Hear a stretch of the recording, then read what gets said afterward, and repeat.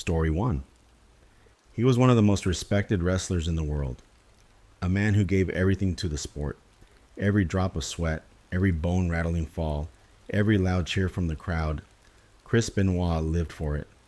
But no one could see what was coming. Behind the fame, behind the championship belts, behind the cheers, something dark was building, and it wasn't part of the script. Chris Benoit didn't grow up in the spotlight. Like many kids, he was just a fan at first. He watched wrestling on TV with wide eyes, dreaming of becoming one of the greats. He especially looked up to British wrestler Tom "Dynamite Kid" Billington, and he idolized Bret Hart, part of the famous Hart wrestling family from Canada. That admiration would later guide his entire career. Chris trained under Stu Hart, Bret's father, in what wrestlers call the dungeon. It wasn't a friendly place. It was a rough, cold basement where legends were made through pain, sweat, and strict discipline. It was also where Chris learned to master the ring. He didn't just want to be strong, he wanted to be great. And so, he studied every move, every hold, every way to control a match. He adopted the sharpshooter, Bret Hart's finishing move, as his own. And soon, Benoit became known for his aggressive, high-risk style. He was fast, he was powerful, he was fearless, but he was also hurting himself bit by bit.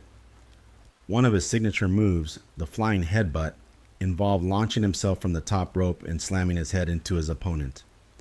It was dramatic. Fans loved it. But wrestlers who understand brain injuries know just how dangerous that move really is. Every time Chris hit that move, he put his brain at risk, and over time, the damage began to pile up. Still, he pushed on, because in the world of wrestling, pain is part of the show. Chris Benoit didn't complain.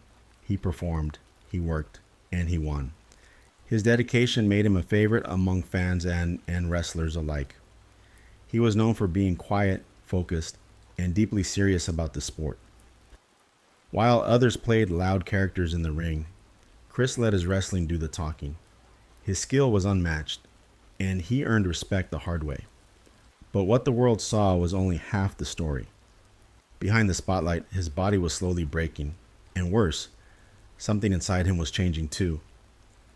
But at that time, no one knew, not his friends, not his family, not even Chris himself. The fall hadn't started yet, but the cracks were already showing. By the late 1990s, Chris Benoit was rising fast in the world of wrestling. He had the talent, the discipline, and the drive. But soon, his professional life would become deeply tangled with his personal one. That's when he met Nancy Sullivan. Nancy wasn't just a bystander in the wrestling world. She was part of it. She had been a wrestling manager and a model, and inside the ring, she was known by her stage name, Woman. She had strong features, a striking presence, and a way of capturing attention without saying a word. But more importantly, she knew how the wrestling world worked. She was smart, experienced, and respected. At the time, Nancy was married to another wrestler, Kevin Sullivan. In an unusual twist, Kevin not only played the villain in wrestling storylines, but he also created them. And in one storyline, he wrote in a fake affair between Nancy and Benoit. To make the story believable, they were told to hold hands in public, stay in the same hotels, and appear as if they were romantically involved outside the ring. But then, something unexpected happened. The storyline became reality. Nancy and Chris fell for each other, truly. The acting stopped. The emotions were real. And soon, Nancy left Kevin Sullivan. The wrestling world, built on drama and spectacle, suddenly saw one of its storylines explode into real life. Chris and Nancy's relationship grew stronger over time. They weren't just connected by love. They shared the same world, the same schedule, the same passion for wrestling. And eventually, it led to something more permanent. On February 25th, 2000, they welcomed their son, Daniel Christopher Benoit. 8 months later, Chris and Nancy got married. It was a second marriage, and it seemed like a new beginning. But like many things in their world, what looked perfect on the outside was much more complicated behind closed doors. By 2003, just 3 years into the marriage, cracks began to show. Nancy filed for divorce. The court documents were disturbing. She claimed the marriage was irrevocably broken and that Chris had shown cruel treatment. She said he had threatened her, had thrown things, and had smashed their belongings during fights. She also requested a restraining order, a sign that she feared what might come next. For a while, it looked like their marriage was over, but then something changed. Nancy withdrew the divorce papers. She dropped the restraining order, and just like that, they were back together. To outsiders, it looked like they had worked things out. Friends and coworkers said the couple seemed strong again, even loving. But the truth was harder to see. In many relationships where abuse or control is present, the cycle often repeats. There are moments of fear, then regret, then promises. One partner pulls away, and the other pulls them back in. Sometimes it works out, sometimes it doesn't. We may never fully know what their life was like behind closed doors, but this much is clear. Their relationship was built on love, pressure, and long, complicated history. A history that would one day become a crime scene. By the early 2000s, Chris Benoit was on top of the world. He had a wife, he had children. He had a career that made fans cheer every time his name was called. But behind the moments of glory, there was always another layer, something quieter, something harder to see. Chris was a man who lived on the road. Like many wrestlers, his life followed the pattern. Train, travel, perform, repeat. There was little rest, even less privacy, and almost no time to stop and think. Every match took a toll on his body, and every year pushed him further into pain and exhaustion. Still, he kept going. To the fans, Benoit was a perfectionist. Every time he entered the ring, he gave it everything. Every suplex, every hold, every finishing move. He treated wrestling like a craft, not just a show. And people respected that. But at home, things weren't always as perfect. His marriage to Nancy was rocky, even after they reconciled. Though they tried to move forward, raising their young son Daniel together, there were signs that things were never fully healed. The stress, the travel, and the pressure of their careers hung heavy over them. Still, they tried to be a family. Chris's life was also defined by deep friendships. One of the most important was his bond with Eddie Guerrero. Eddie wasn't just a fellow wrestler. He was like a brother. They had trained together, wrestled together, and celebrated together. Their friendship was real, one of the few constants in Chris's world. But in 2005, tragedy struck. Eddie Guerrero died suddenly of heart failure. He was just 38 years old. The wrestling world was shaken, but no one more than Chris. Eddie's death hit him like a freight train. Friends said he changed almost overnight. He pulled away from people. He became quiet, withdrawn. Some said he was never the same again. He started missing shows. He talked about quitting wrestling altogether. He even thought about starting a school, somewhere he could pass on his skills without putting his body on the line anymore. But the grief stayed with him. It didn't go away. Nancy, watching the man she loved disappear into sadness, tried to help. She encouraged him to write, to put his feelings down in letters to Eddie. Maybe it would help. Maybe it would lift some of the weight off his chest. And so Chris wrote, letter after letter, page after page, pouring his heart out to a friend who was no longer there. But the words weren't just sad. Some of them were deeply disturbing. In one he wrote, I will be with you soon. That single sentence, just 6 words, revealed more than most people could understand at the time. It wasn't just grief. It was something darker, something closer to the edge. Friends noticed, but no one knew what to do. Because when someone's quiet and hurting, it's easy to miss the signs until it's too late. At the time, Chris was still wrestling, still performing, still holding it together, at least on the surface. But behind his silence, the cracks were spreading. Every time Chris Benoit stepped into the ring, the crowd erupted. They didn't just see a wrestler, they saw a machine. A man who never gave less than everything. He was strong, precise, intense. One of the best. But few people knew what that kind of performance cost him. Chris didn't wrestle safe. His style was fast, punishing, and physical. Every match left bruises. Every week brought new injuries, and still, he kept going. Because in wrestling, pain was part of the job. But his body wasn't healing the way it used to, and neither was his mind. Behind the scenes, he was often in pain, neck pain, back pain, headaches. Yet he pushed through. Wrestlers rarely take breaks. There are no off seasons. If you're hurt, you tape it up. If you're sore, you take a pill. The show must go on. To fans, Benoit looked unstoppable. But to those close to him, something had changed. After Eddie Guerrero's death, Chris had become a different person, sadder, distant. He didn't laugh much anymore. He stopped going out with friends. He started spending more time alone, even when he wasn't on the road. His colleagues noticed. Some said he looked broken. Others said he was obsessed with death. He talked about Eddie constantly. He visited Eddie's grave often, and he continued writing letters to him long after the funeral. Nancy saw the change too. That's why she bought him a new journal. She encouraged him to keep writing, to let it all out. Maybe it would help. Maybe it would bring peace. But the words only grew darker. He wrote about love, about loss, about his wife and son, about Eddie. And sometimes he wrote things that made people worry. One entry said, "I will be with you soon." It was hard to tell if these were the words of a grieving man or something more. Chris's father, Michael Benoit, later said that looking back, the signs were there. His son was clearly depressed, clearly overwhelmed by grief, but no one expected what came next. Even Nancy, who lived with him every day, couldn't have known just how far things would go. Because the damage inside Chris Benoit wasn't just emotional, it was physical, and it was getting worse. Chris Benoit had always been a man of few words. In the ring, his silence added to his strength.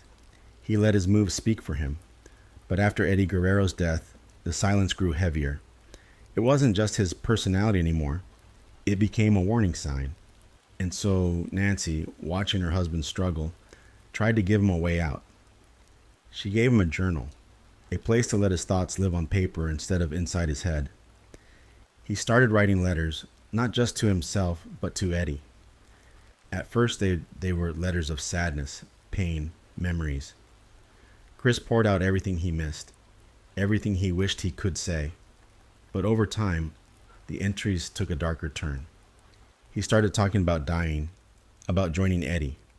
One letter simply said, "I will be with you soon." At the time, maybe it sounded like grief, like a man who missed his best friend. But in hindsight, it was something more. A cry from deep inside, a mind beginning to slip into a dangerous place. His father would later describe those writings as haunting, full of sorrow, full of guilt, and full of signs that Chris was not okay. But there was no intervention, no treatment, no diagnosis.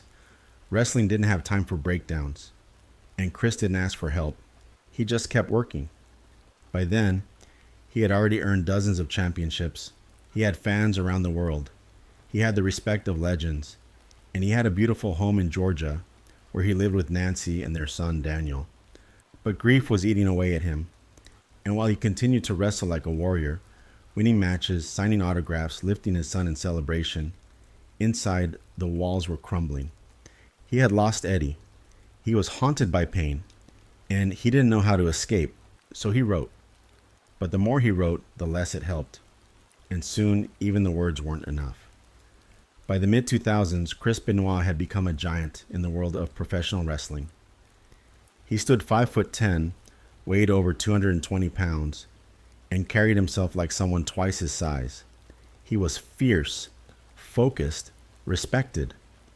In 2004, he won the World Heavyweight Championship, a moment he celebrated not alone, but with his wife and son in the ring. It was more than a victory. It was a picture of pride, a moment of joy frozen in time. To the public, Chris Benoit looked like he had it all. He was called the Canadian Crippler. The name stuck after he accidentally broke an opponent's back early in a match. It wasn't planned. It wasn't part of the script. but it left a lasting mark both in the ring and in his identity. Still, Chris continued to rise. He wrestled for the biggest promotions in the world: Stampede Wrestling, New Japan Pro Wrestling, Extreme Championship Wrestling, World Championship Wrestling, and WWE. He collected 32 championship titles in his career. He was known as one of the most technical wrestlers of all time. Clean in the ring, dangerous when needed, he had full control over his body and over the crowd. Even legendary names praised him. Wrestling journalist Dave Meltzer called him one of the top 5 of all time.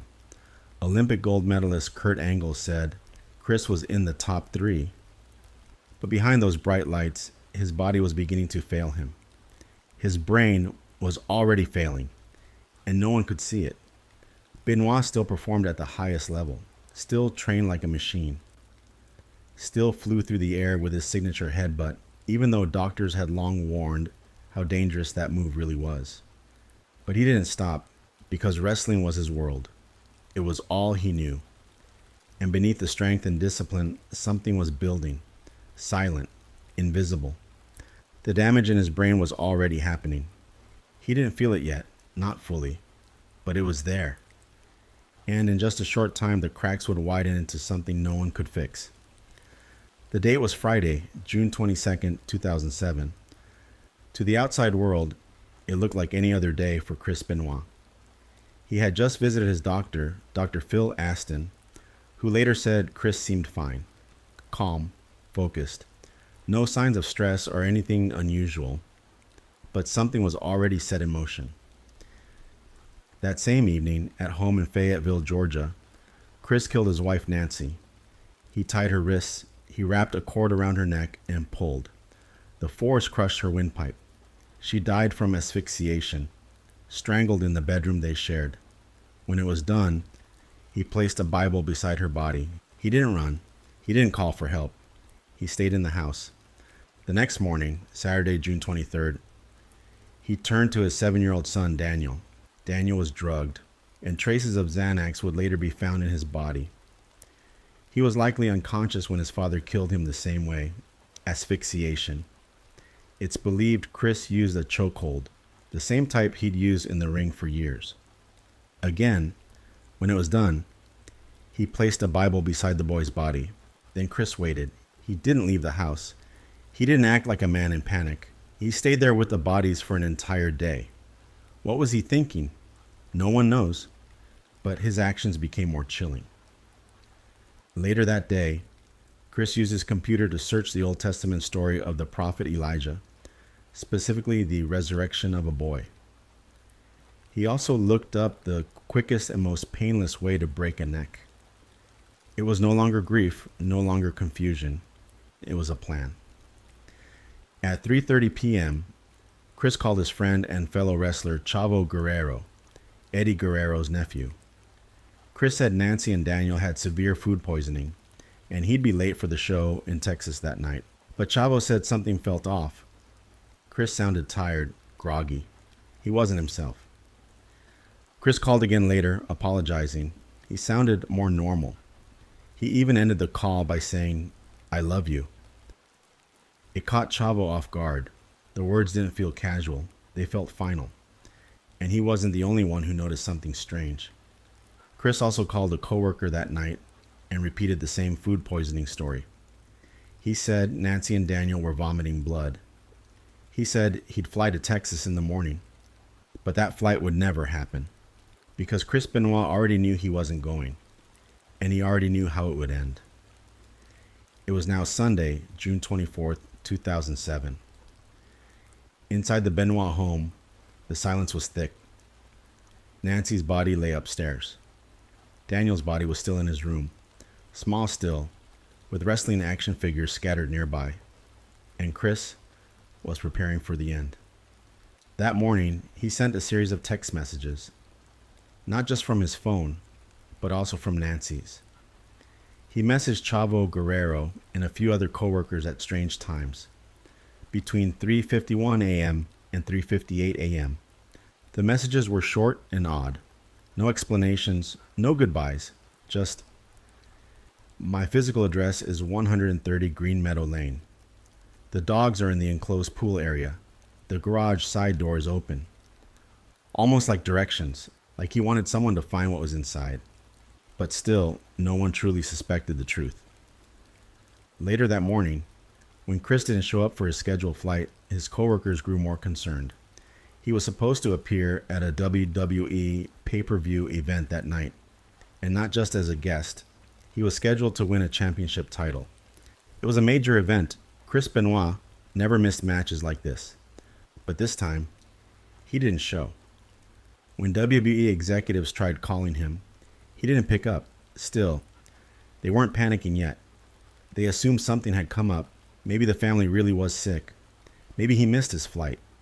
No one knew he was already gone, because sometime that Sunday, before noon, Chris took his own life. In the basement of his house, he walked over to a weightlifting machine. He wrapped a towel around his neck, tied the other end to one of the machine's heavy-duty pulleys, and let the weight drop. The pressure snapped his neck instantly. It was planned, precise. And just like everything else that weekend, he left a message without speaking a word.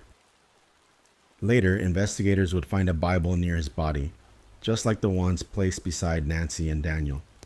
And in one of his Bibles, he left a final note. I am preparing to leave this earth. Not I'm sorry, not goodbye. Just preparation. It was a chilling message. One that didn't sound like guilt or regret, but like someone who had already mentally left. And all that was left was for the world to discover what he had done. By Monday, June 25th, 2007, Chris Benoit had been silent for too long. The WWE staff, worried by his absence and the strange text messages, requested a welfare check at his home in Fayetteville, Georgia. At that moment, no one expected the worst. Not really. Maybe a family emergency. Maybe they find him taking care of his wife and son. But what police found that afternoon would shock the world. A single officer arrived at the house. He spoke with a neighbor, someone familiar with the Benoit family and their dogs. The officer needed help getting past the large animals Chris had mentioned in his text. The neighbor agreed to help. She entered through the side door, expecting to find Chris, maybe Nancy, possibly ill, just like the message had said. Instead, she ran out screaming. Her voice was filled with horror. Daniel's dead. Police rushed inside. The smell of decomposition hit them immediately. It was the kind of smell you never forget. One that tells you, without a doubt, that something terrible has happened. The house was declared a crime scene. Investigators moved quickly and carefully. In the bedroom, they found Nancy's body wrapped in a towel. There was blood on her head, suggesting she had struggled. Toxicology would later show she had hydrocodone and Xanax in her system, both powerful sedatives. In Daniel's room, they found his small body face down on the bed. He had internal injuries to his throat. Nearby were wrestling action figures and a toy championship belt, symbols of the father he had loved and looked up to. The scene was heartbreaking. Toxicology revealed Daniel had also been sedated. He was likely unconscious when he died. There were also signs that he'd been given growth hormone injections, possibly for years. Chris and Nancy may have believed Daniel was too small for his age. Finally, in the basement weight room, they found Chris. He was hanging from the weight machine, just as his online searches had described. In his system, they found Xanax, hydrocodone, and testosterone cypionate, a synthetic anabolic steroid. Near his body, another Bible. And inside one Bible, a chilling message. I am preparing to leave this earth. At first, no one could believe it. Not the fans, not his coworkers, not even his family. But the facts were impossible to deny. Chris Benoit, world champion, devoted wrestler, respected athlete, had killed his wife, murdered his son, and then taken his own life.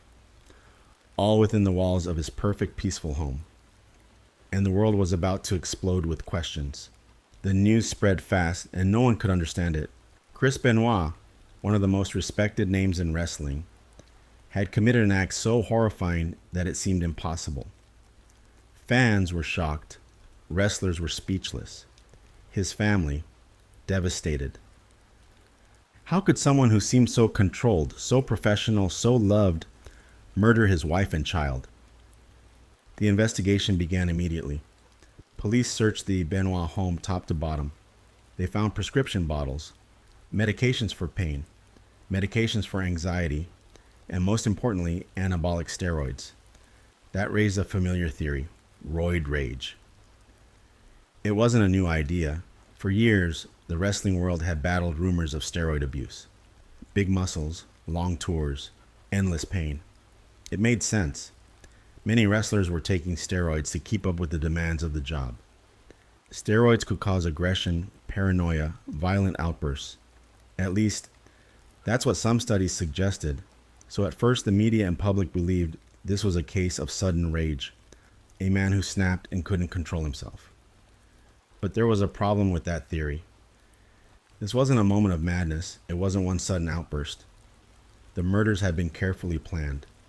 Chris had killed Nancy, then waited, then killed Daniel, then waited again before taking his own life. He had left Bibles by their bodies. He had sent out text messages. He had searched online for how to break a neck. This wasn't rage. It was deliberate. WWE tried to protect its image. At first, they aired a special tribute show to Benoit. Before the full details were released, wrestlers shared memories, spoke from the heart. But once the truth came out, everything changed. WWE cut all ties to Chris Benoit. His name was removed from their website, their publications, even from future broadcasts. It was like he had been erased. To the public, he was no longer a champion. He was a criminal, a killer.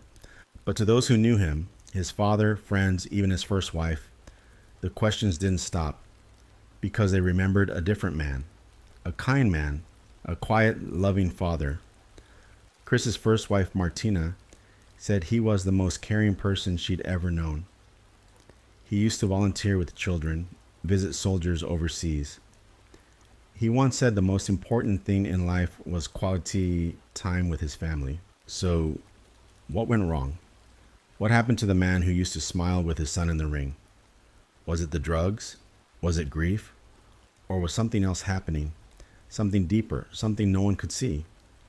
His family wanted answers, real ones, and soon they would find them, but the truth would be far worse than anyone imagined. Chris Benoit's family couldn't rest. Not after what happened. They needed answers, something that could explain why a man who had once been gentle, loving, and dedicated could commit such a horrific act. His father, Michael Benoit, wasn't willing to accept that his son was just a monster, so he agreed to something unusual. He allowed doctors to study Chris's brain. The goal was to find out whether years of physical punishment, especially to the head, had caused something to break inside him. The man leading that investigation was Dr. Julian Bales, a top neurosurgeon and expert in brain trauma. And when the results came back, they were shocking. Chris's brain was so severely damaged, it resembled that of an 85-year-old man with advanced Alzheimer's disease. A man only 40 years old, with the brain of someone double his age. The damage wasn't just in one part, it was everywhere, in all 4 lobes and deep into the brainstem. Doctors found brown, tangled dead cells, proof that his brain had been deteriorating for a long time. This condition had a name, chronic traumatic encephalopathy, or CTE. CTE is a brain disease caused by repeated blows to the head. It's been found in boxers, football players, hockey players, and now wrestlers. People with CTE often suffer from depression, memory loss, personality changes, paranoia, and sometimes violent behavior. Chris had been hit in the head thousands of times. He had even bragged that he was one of the only wrestlers who could take a chair shot to the back of the head. And let's not forget the flying headbutt, a move that slammed his skull into opponents night after night for decades. Dr. Bales believed Chris's behavior matched what they had seen in other athletes who suffered from CTE, men who had also taken their lives, some who became violent before they did. Chris Benoit may not have known what was happening to him, But the disease was there, building in silence. He wasn't just grieving Eddie Guerrero. He wasn't just under pressure. His brain was dying, piece by piece. That doesn't excuse the crime. It doesn't take away the pain he caused. But it helps explain how a man so full of life could lose all control. And he wasn't the only one. After Chris's death, other wrestlers were also found to have CTE: Axel Rotten, Balls Mahoney, Jimmy Snuka, Mr. Fuji, Ron Bass. Each with a similar story: head injuries, decline, and tragedy. For the wrestling world, this was more than a scandal. It was a wake-up call. And for Chris's family, the truth was hard, but necessary. His father said, "This wasn't him. He would never do that. Something went terribly wrong, and now we know what it was." After the truth came out, the world turned away. Chris Benoit's name was wiped clean from the WWE's history. No Hall of Fame, no tribute, no mention. His matches were pulled from broadcasts. His legacy was erased overnight. To the company, it was simple. What he did was unforgivable. But to his friends and family, things weren't so clear. His former coworkers were devastated. The same man they had laughed with backstage, traveled with, shared victories with, was now the face of one of wrestling's darkest moments. His best friend, Eddie Guerrero, had died 2 years earlier. Chris never recovered from that loss. Afterward, some said he looked haunted. Others said he became a different person altogether. The public needed someone to blame, and there were plenty of targets. Some blamed WWE, accusing them of ignoring the signs and pushing wrestlers too hard. Others blamed steroids, though Benoit had tested clean 2 months before the murders. Many pointed to CTE, the silent killer inside his brain. WWE responded by tightening their wellness policy, introducing more testing, more rules, more awareness. But to many, it was too late. Chris's remaining family was left with more than just grief. They were left with shame, with questions, and with a legacy they never asked for. His son from his first marriage, David, still dreams of being a wrestler. He wants to wear his father's ring gear, use his entrance music, and carry on the name. Some fans support him. Others say it's a name that should never return. But people like Chris Jericho, a longtime friend of Benoit, have taken David under their wing. Jericho believes the son should not suffer for the sins of the father. And what of Nancy and Daniel? They were innocent, victims of a tragedy they never saw coming. Their families continue to mourn, continue to speak out, and continue to wonder what could have been done differently. The truth is, we may never fully understand what happened in that house over those 3 days in June 2007. Yes, it was a crime. Yes, it was horrifying. But it was also the result of something deeper, something hiding inside a man who looked strong, but was breaking slowly on the inside. Chris Benoit will never be remembered the way he once was. But his story forces us to ask hard questions. How much pain is hidden behind strength? How long can someone suffer before they shatter? And how many more will fall before something changes? In the end, wrestling remains a sport of glory, pain, and showmanship. But behind the lights, there are shadows. And sometimes those shadows tell the real story. What happened inside that home wasn't just a tragedy. It was the unraveling of a life no one truly saw breaking. Chris Benoit's story leaves behind more questions than answers. But Nancy and Daniel's story is one of innocence lost far too soon. Some crimes shock us, others haunt us.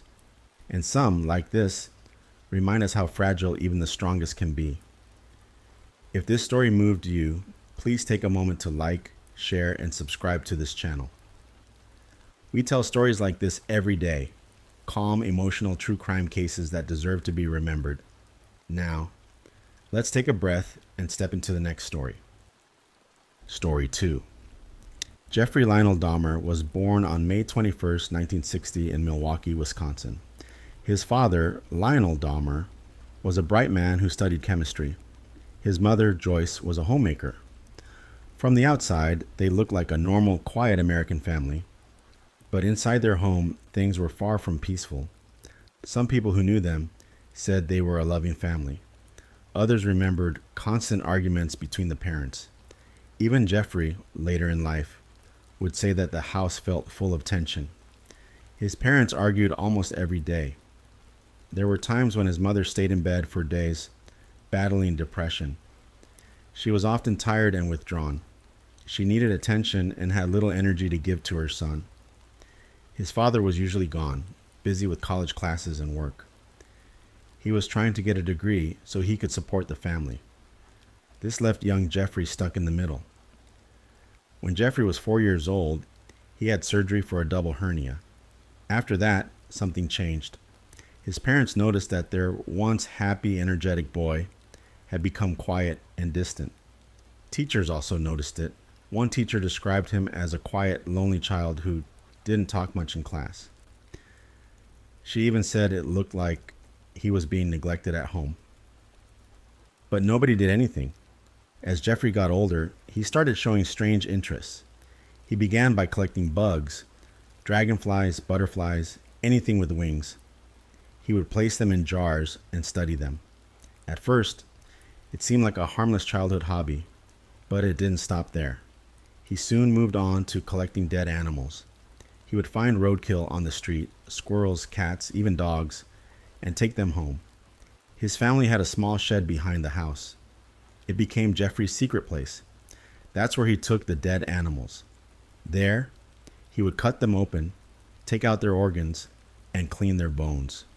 He wasn't trying to be cruel, he would say. He just wanted to know what was inside. He said he was curious, but even at a young age, his curiosity went too far. He began putting bones in jars. Sometimes, he left them outside in the woods to rot, so the flesh would fall off. Sometimes, he used chemicals to clean them. The shed started to smell. Nobody seemed to ask why. One day, he found a dead dog by the road. He cut off the head and nailed the body to a tree in the woods. He cleaned the skull and put it on a stick, almost like a trophy. No one knew. His parents were too busy. He had no one to tell. In 1966, the family moved to Doylestown, Ohio.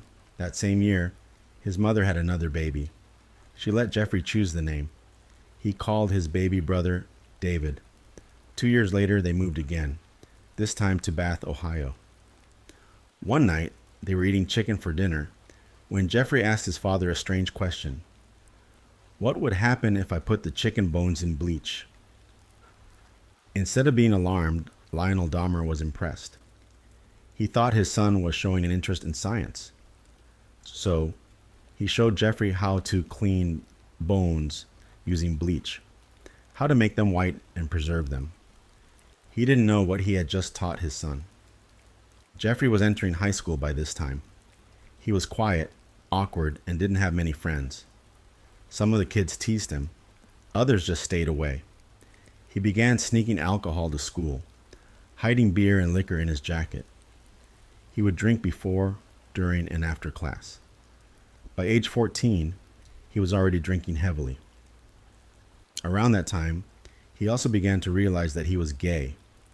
He didn't tell anyone, not his parents, not his friends. But in his mind, his fantasies were already growing darker. He started thinking about having complete control over another person. Not love, not romance, control. At home, the fighting between his parents got worse. Joyce often stayed in bed, refusing to eat. Lionel stayed out longer. Neither of them spent time with Jeffrey. He was left alone to deal with his thoughts, his feelings, and his growing obsession with death. When his parents were around, they mostly argued. Loud, bitter fights that filled the house. Sometimes Joyce would scream. Sometimes Lionel would slam doors. On one occasion, Joyce tried to take her own life. She survived, but nothing really changed. Jeffrey kept to himself. No one paid attention. No one asked what he was thinking. And maybe, just maybe, if someone had looked closer, they might have seen the warning signs. But no one did, and he was just getting started. By the time Jeffrey entered high school in the early 1970s, the tension at home was worse than ever. His parents hardly spoke without raising their voices. The once normal household had turned cold, distant, and deeply broken. Joyce, his mother, spent most of her time in bed. She said she was too weak and tired to do anything. She was depressed and often relied on pills to sleep or stay calm. She had no energy for her sons. Meanwhile, Jeffrey's father, Lionel, was always away, still focused on school and now working hard to support the family. When he was home, Joyce demanded all his attention, leaving nothing for the boys. Jeffrey became more and more isolated. At school, teachers noticed he didn't talk much. He was quiet, sometimes polite, but distant. Students didn't bother him too much, but they didn't include him either. He was just there, alone. He started drinking heavily. He would hide liquor bottles in his locker. He snuck vodka in soda cans and whiskey in water bottles. Some classmates later said he would be drunk before the first class started. He didn't care. No one really noticed. No one stepped in. At home, things only got worse. In 1977, when Jeffrey was 17, his parents finally tried to save their marriage. They went to counseling. They fought even harder. Eventually, they decided to divorce. The breakup hit Jeffrey hard. His father moved out of the house. His mother stayed, but emotionally, she was already gone. A few months later, Joyce was granted custody of David, Jeffrey's younger brother. Then, without warning, she packed up and left, taking David with her. She didn't tell Jeffrey. She left him alone in the house. He was 18, still in high school, still drinking, still isolated, now completely abandoned. Jeffrey didn't call for help. He didn't tell anyone. He simply kept living in the empty house, day after day. No family, no friends, just silence, alcohol, and the twisted thoughts growing inside him. He had already discovered something dark inside himself. He had started having fantasies, disturbing ones. He imagined controlling someone completely, physically and mentally. He didn't want love. He wanted power. He wanted to keep someone with him forever, even if it meant they were no longer alive. These weren't just passing thoughts. They were constant, clear, and they were starting to feel more real. Around this time, he met a young man on the road, a hitchhiker. It was June 1978. Jeffrey had just graduated from high school. The man was walking along the side of the road with his thumb out. Jeffrey pulled over and offered him a ride. He told him there were cold beers at his house and they could listen to music and hang out. The hitchhiker agreed. They went back to the empty house. They drank, talked a little, listened to music, but after a while, the man said he wanted to leave. That's when something snapped in Jeffrey. He didn't want to be alone again. He walked behind the man, picked up a 10-pound dumbbell, and hit him over the head, twice. The man fell to the ground unconscious. Then Jeffrey wrapped his hands around his neck and strangled him until he stopped breathing. It was his first murder. He stood over the body for a long time. He didn't cry. He didn't panic. Instead, he said he felt something he had never felt before. Power, excitement, control. Later, he removed the man's clothes and did something even darker. He touched and used the body to fulfill his sexual desires. Then he slept. The next day, the body was still in the house. Jeffrey knew he had to get rid of it. He dragged it to the basement, where he dismembered it using a knife and tools. He cut the flesh from the bones. He buried the remains behind the house. But that wasn't the end of it. A few weeks later, he went outside, dug up the remains, and took the bones back inside. He wanted to make them disappear completely. He removed any remaining flesh using acid, then crushed the bones into dust with a sledgehammer. He scattered the dust in the woods behind the house. No one knew. Not his neighbors, not his school, not his family, not even his father, who believed Jeffrey was still living with his mother. It was just Jeffrey, alone, and now a killer. Jeffrey Dahmer had just committed his first murder. It was June 1978. He was 18 years old and alone in his childhood home. His mother had moved out. His father didn't know he was by himself. The hitchhiker he had killed was gone, cut into pieces, buried, dug up again, and destroyed with acid. But Jeffrey didn't stop to reflect or confess. He simply cleaned up the house and kept going. When his father Lionel finally returned to check on him, he was shocked to find Jeffrey living alone. He hadn't known Joyce had taken David and disappeared. Lionel was angry and concerned, but he tried to help. He didn't know about the murder. To give Jeffrey a fresh start, he suggested college. So, in the fall of 1978, Jeffrey enrolled at Ohio State University in Columbus. He barely lasted 3 months. Jeffrey had no interest in schoolwork. He didn't care about lectures or homework. He was drinking every day, morning, afternoon, and night. He would sometimes show up to class drunk or skip altogether. He failed nearly every course. His grade point average was 0.45. He didn't even try. By December, he dropped out. He returned home with nothing to show. Lionel was frustrated. His son had wasted time and money, and he still had no direction. After thinking about it, he made a new suggestion: join the army. Jeffrey agreed. In January 1979, he enlisted in the United States Army. He was trained as a medical specialist at Fort Sam Houston in San Antonio, Texas.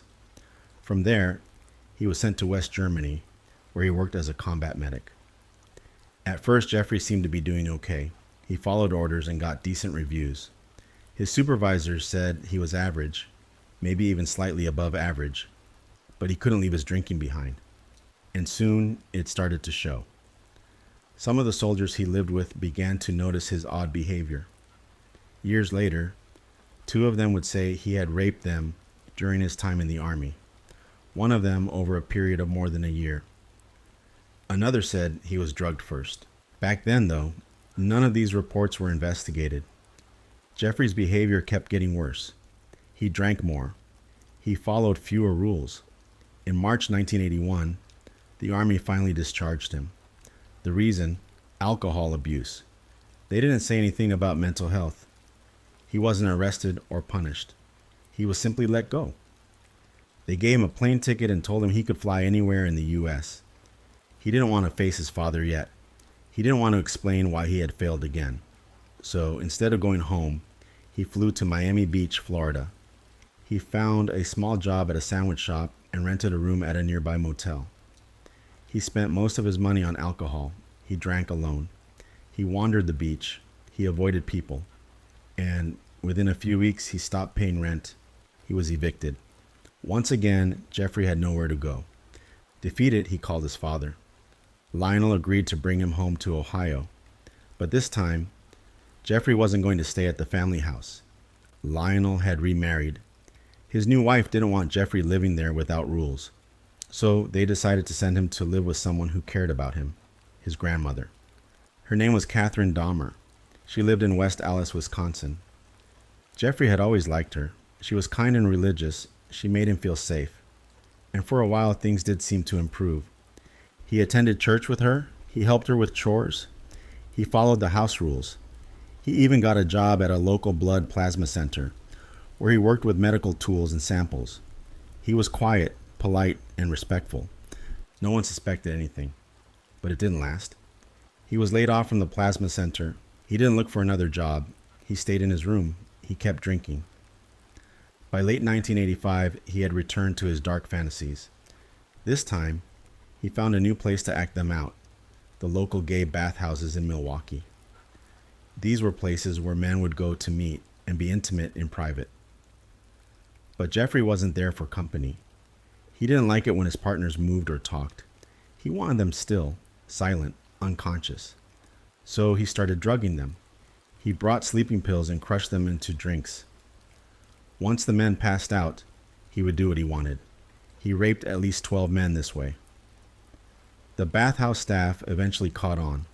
They revoked his membership, but they didn't call the police. Jeffrey didn't stop. Instead, he realized something. He didn't need the bathhouse anymore. He could do it all on his own, and that idea would lead to something far worse. By the end of 1986, Jeffrey Dahmer had already drugged and assaulted more than a dozen men in Milwaukee's gay bathhouses. His membership had been revoked. He was banned from entering again. But no police reports were filed, no warnings were given, and Jeffrey took that as a sign to keep going, just somewhere else. He decided to move his dark acts into a place where no one could stop him, a hotel room. On November 20th, 1987, he met a man at a local bar. The man was 25 years old. Jeffrey told him he didn't want anything serious, just some drinks, a place to crash, and maybe a few photos. He promised that there wouldn't be any sex. He offered money. The man agreed. They went to a hotel in downtown Milwaukee. Jeffrey had brought sleeping pills, as always. He crushed them into the man's drink, just like he had done many times before. His plan was to wait until the man passed out, then assault him while he slept, without violence. That was the plan. But something went wrong. Jeffrey drank too much that night. He blacked out. When he woke up the next morning, the man was dead. He was lying beneath Jeffrey on the hotel bed. His chest was crushed. His face was bruised. Blood had trickled from the side of his mouth. Jeffrey had bruises on his arms and hands. He didn't remember what happened. He later told investigators, "I couldn't believe it. I didn't even know what I had done. I didn't mean to kill him." But the man was dead, and Jeffrey had a decision to make. Instead of calling the police, he went shopping. He bought a large suitcase. That same day, he returned to the hotel room, placed the body inside the suitcase, zipped it shut, and called a taxi. The driver helped carry the heavy bag without asking questions. Jeffrey brought the suitcase back to his grandmother's house.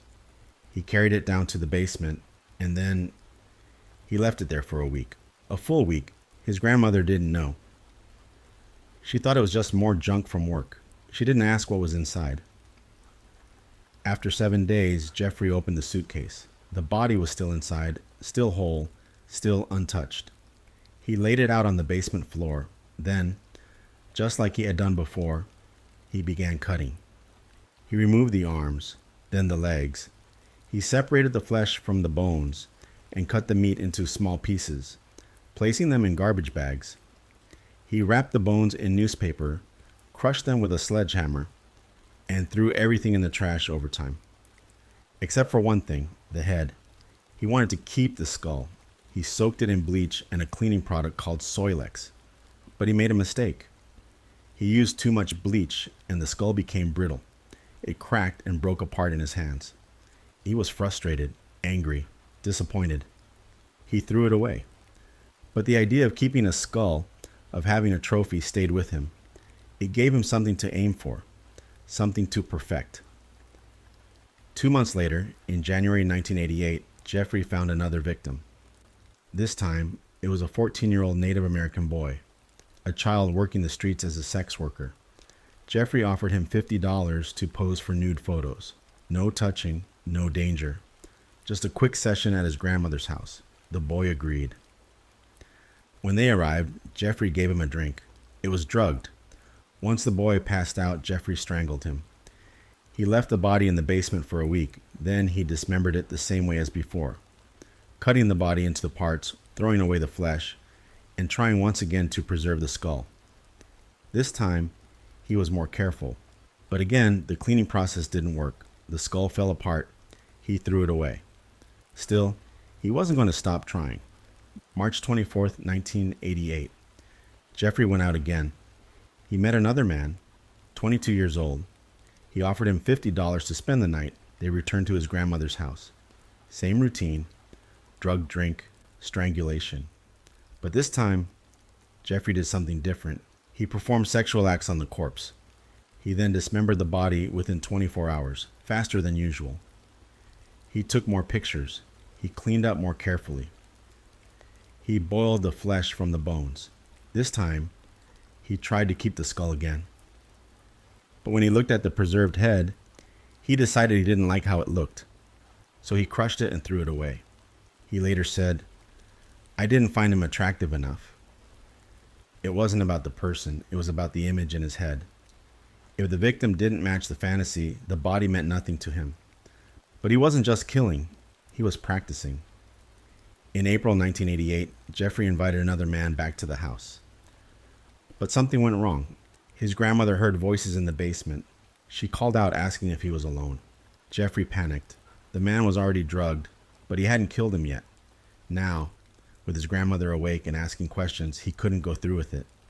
Instead, he helped the unconscious man to his car, drove him to a hospital, and dropped him off without a name. That man survived, and for a moment it looked like things might stop there, but they didn't. Later that year, his grandmother told him to move out. She had had enough.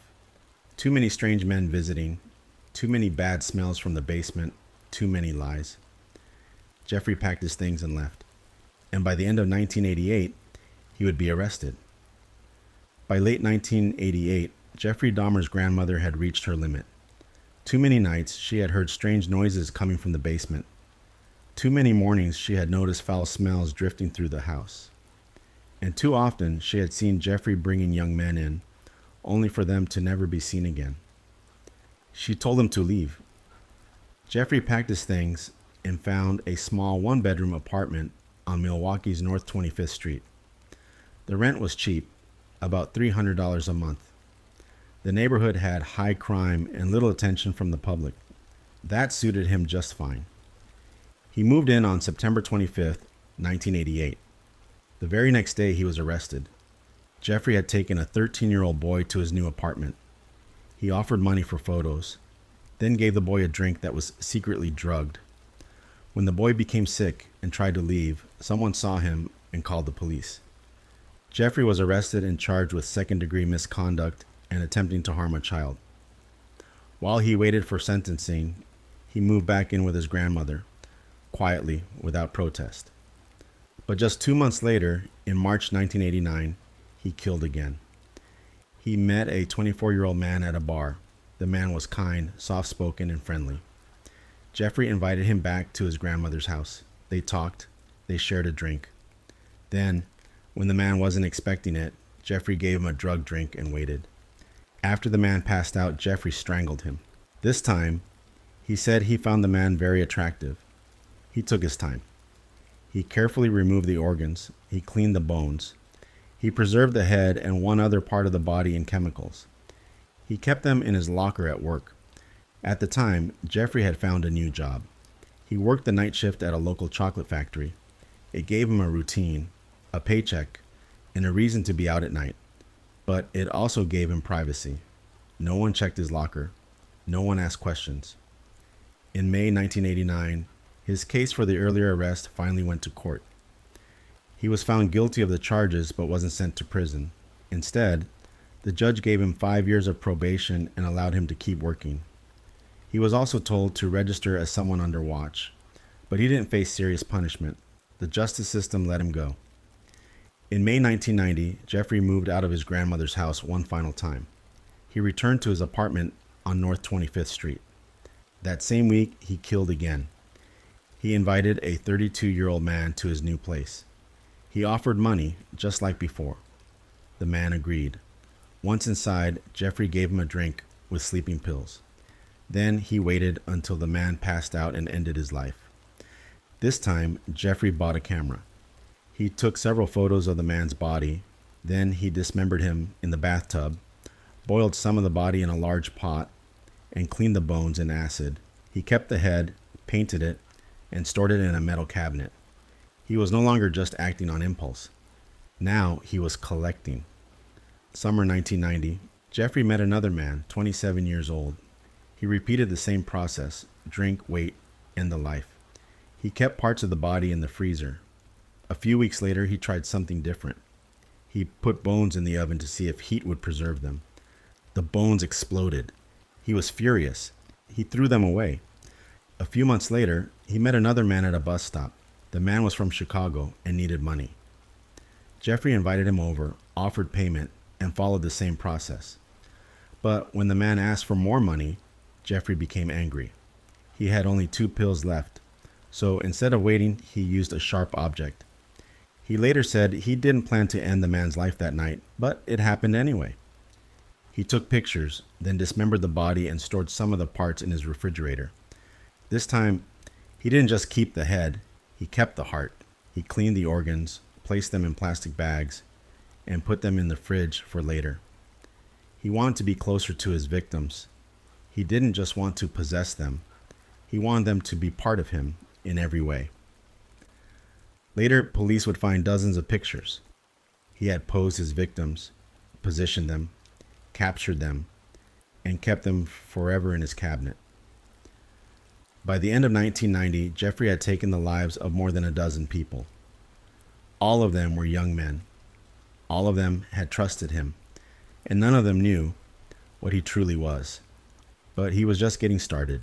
By early 1991, Jeffrey Dahmer's life looked quiet on the outside. He lived alone in a small apartment. He worked at a chocolate factory. He rarely spoke to neighbors. He didn't play loud music. He didn't make much noise. But behind that silence, something disturbing was growing. Inside his apartment were things no one could imagine. There were body parts in the freezer. A large blue plastic barrel stood in the corner of his bedroom, filled with acid. A cabinet held skulls wrapped in cloth. And in the fridge, carefully placed on the bottom shelf, were hearts and muscles, sealed in plastic. Jeffrey had stopped trying to fight his urges. Now he planned his actions. He thought about the people he wanted to lure.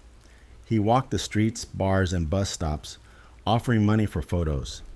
He chose those who seemed lonely or easy to approach. He kept everything hidden until it was too late. In February 1991, he met a young man, just 17 years old. He invited him over, offered payment, and gave him a drink mixed with sleeping pills. After the man passed out, Jeffrey did what he always did, strangled him quietly, then carefully cleaned the body, separating the bones, saving the skull. But this time, he kept more than just the head. He kept the heart, the biceps, and part of the thigh. He placed them in the freezer. He said it was for later. 1 month later, in March, he found another victim. The same method. Jeffrey repeated the steps as if it were routine now, but he wasn't satisfied. He wanted something more permanent, more lasting. That's when he came up with a new idea.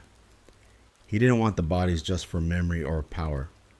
He wanted to make someone stay with him forever. April 7th, 1991. Jeffrey met another young man, just 19. He offered money to take photos. The man agreed and went back to Jeffrey's apartment. As usual, the drink was drugged. But this time, instead of ending his life right away, Jeffrey tried something else. While the man was unconscious, Jeffrey used a tool to drill a small hole into his skull. He then poured a small amount of acid into the hole. He was trying to change the man's brain to make him silent, submissive, and alive. But the man woke up. He sat up slowly and said, "I have a headache. What time is it?" Jeffrey was shocked. The man was still alive. He gave him another drink, waited for him to sleep again, and then ended his life. He kept the head and tried to preserve it more carefully this time. The method had failed, but Jeffrey was more convinced than ever that it could work. Neighbors in the apartment building had started to complain. There were bad smells coming from Jeffrey's unit. Some said they heard strange noises, loud thuds, grinding sounds, and even a buzzing saw. One neighbor called the building manager. The manager contacted Jeffrey, who gave a simple excuse. His freezer had broken and some meat had spoiled. The manager believed him. A few weeks later, the smell returned. This time, Jeffrey blamed it on dead fish in his aquarium. No one pushed further. By May 1991, he was confident again. And that's when he found a 14-year-old boy standing alone on the street. Jeffrey offered him money to pose for photos. The boy said yes. They returned to Jeffrey's apartment. There, Jeffrey did the same thing. Drugged the drink, drilled a hole, and poured acid. The boy passed out. Jeffrey lay next to him on the bed and drank beer, listening to music. Then, strangely, he left the apartment. He walked to a bar. He bought more drinks. He returned home. But something had happened while he was gone. The boy had woken up, confused and in pain. He stumbled out of the apartment and into the street. He was naked, weak, and bleeding. 3 young women nearby saw him and ran to help. They called the police immediately. Minutes later, Jeffrey came back. He saw the women and the boy. Calmly, he told the officers that the boy was his partner. that he had simply had too much to drink. He showed them photos, proof, he said, that the boy had agreed to visit. The officers believed him. They led the boy, still dazed and unable to speak, back into Jeffrey's apartment. They didn't check the fridge. They didn't notice the acid barrel. They didn't smell what others had already reported. They left. And minutes later, the boy was gone. Jeffrey had done it again. He continued his actions without pause. 2 more young men were lured into his apartment in June and July. Both were promised money. Both were drugged. Both were killed. Their bodies were handled just like the ones before, cut into pieces, cleaned, preserved. In Jeffrey's mind, he was building something, a place where he would never be alone again. He had the skulls, the hearts, the muscles. He had the freezer, the barrel, the photos. But it wasn't enough. So he started planning something even more disturbing, something he called the altar, a shrine, a display of skulls and bones. He wanted to light it with candles. He wanted to sit in front of it and feel surrounded. It wasn't just a fantasy anymore. He had the parts. He had the plan. He just needed more time. But time was running out. It was the evening of July 22nd, 1991. Jeffrey Dahmer walked the streets of Milwaukee with a plan in mind. He had done this many times before. He was looking for someone who would go home with him, someone who would take the money, trust the offer, and follow him back to apartment 213 on North 25th Street. He met 3 men on the street. He spoke calmly. He promised each of them $100 if they would come with him, pose for a few photos, and keep him company. One of them, a 33-year-old man, agreed. He needed the money. He followed Jeffrey home. As soon as the man stepped into the apartment, he noticed the smell. It hit hard. It was strong, sour, and unfamiliar. He also saw boxes of acid on the floor and a large blue barrel in the corner of the bedroom. Jeffrey said the acid was for cleaning bricks. The man sat down on the couch. He looked around. The television was playing. There was a fish tank bubbling quietly in the corner. He noticed that all the windows were closed. The door was locked. Jeffrey offered him a drink. The man refused. Then, suddenly, Jeffrey walked over and placed his head on the man's chest. He was holding a knife. In a low voice, he said, "I'm going to take your heart out."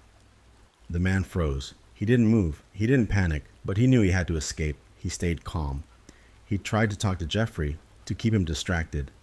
He asked if he could go to the bathroom. He looked around the room. He studied the layout. He made a plan. When Jeffrey turned his back, the man acted. He punched Jeffrey in the face and ran straight for the front door. It was still locked, but he managed to get it open. He ran out of the building. It was around 11:30 p.m. The man flagged down 2 Milwaukee police officers on patrol. He was frantic. He told them he had just escaped from a man who had threatened him with a knife. He showed them the handcuffs still attached to his wrist. Jeffrey had tried to restrain him, but only one cuff had locked. The man's arm was still bleeding.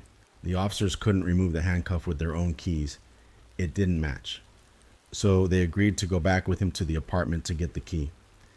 They arrived at Jeffrey Dahmer's door a few minutes later. Jeffrey opened the door and let them in without hesitation. He was calm. He admitted he had placed the handcuffs on the man but didn't say why. He claimed it was just a misunderstanding. The officers asked where the key was. Jeffrey said it was in the bedroom, inside a drawer. As one officer opened the drawer, something else caught his attention. Several Polaroid photographs. At first they looked like normal pictures, but as the officer flipped through them, he froze. The photos showed human bodies. Some were posed, some were cut open, some were missing parts, and all of them were taken inside the very apartment where they were standing. The officer showed the photos to his partner. "This is real," he said. "These were taken right here." At that moment, Jeffrey panicked. He tried to fight the officers, but they were quicker. They forced him to the ground.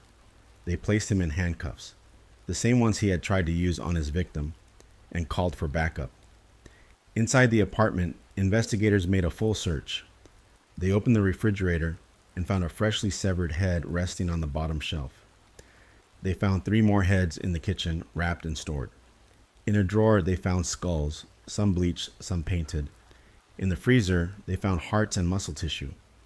In the blue barrel, they found 3 torsos dissolving in acid. On the walls were photographs of bodies in different stages, posed, cut, and documented. The police had found what one officer would later call a house of horrors. And the man who had lived there, the man who had almost gotten away with it, was now in custody. July 23, 1991, morning. Jeffrey Dahmer was brought into the Milwaukee Police Department. He had been arrested just hours earlier after a man escaped from his apartment and led police back to the scene. What they found inside, heads, bones, body parts, photographs, was beyond anything the department had ever seen. Now, Jeffrey sat in a room with investigators. At first he was quiet, then calmly he began to speak. He said he was ready to talk. He wanted to confess. He didn't ask for a lawyer. He didn't try to deny anything. He just started telling the story, clearly, carefully, and in full detail. He told them he had killed 16 young men in Wisconsin, starting in 1987. He described the first murder in a hotel room, the one he said was an accident. Then he went through each of the others, one by one. He told them where he met his victims, what he said to convince them to come home with him, how he prepared their drinks, how he waited for them to pass out, how he ended their lives. He described what he did after, the dismemberment, the photos, the storage. He explained the use of chemicals. He described which parts he kept and why. He said he wanted full control. He wanted to keep them with him. He admitted that sometimes he even ate small pieces. He said it gave him a feeling of closeness, of connection. He told them he had wanted to build an altar in his apartment, a shrine made of skulls and candles, a space just for himself, surrounded by the remains of those he had taken. He said he had plans. He had already cleaned and prepared some of the skulls. He spoke without emotion, no anger, no sadness, just details. The investigators were stunned. They recorded every word. They asked him to go over each name, each location, each method. Jeffrey answered calmly. He didn't rush. He didn't hold back. At one point, they asked him if he regretted anything. He said he didn't want to keep going, but he also said he didn't think he could have stopped on his own. When they asked why he confessed so easily, he gave a simple answer. I couldn't keep it in anymore. While Jeffrey spoke, police continued searching the apartment. They found 4 severed heads in total, 7 skulls, 2 entire skeletons, several hearts, muscles, and organs wrapped in plastic. They found the barrel with 3 torsos in acid. They found 2 preserved parts from previous victims in acetone jars. And they found 74 photographs showing every step of what he had done. They had never seen anything like it. They also found drawings, plans for the altar. He had measured out the table, marked where each skull would go, labeled the placement for candles and chairs. He wasn't imagining it. He had meant to build it. Everything Jeffrey told them matched the evidence. There were no lies. By the end of the confession, he had taken responsibility for 17 murders, 16 in Wisconsin and 1 in Ohio, dating back to 1978. The detectives believed him. They said he was one of the most cooperative people they had ever interviewed. He didn't fight. He didn't try to avoid the truth. He just told them everything. And when the confession ended, the real question began: what would happen next? January 30th, 1992, Milwaukee.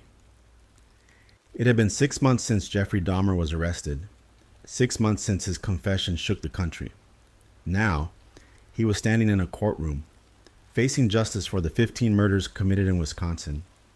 2 more murders, 1 in Ohio and 1 unconfirmed, were not included in this trial. He walked in quietly. He wore glasses and a plain shirt. His face showed no emotion. Reporters filled the room. Victims' families sat in the benches. Everyone was watching. Jeffrey had already confessed to everything. There would be no debate about who committed the crimes. The trial would focus on just one question. Was he mentally responsible? His defense team said no.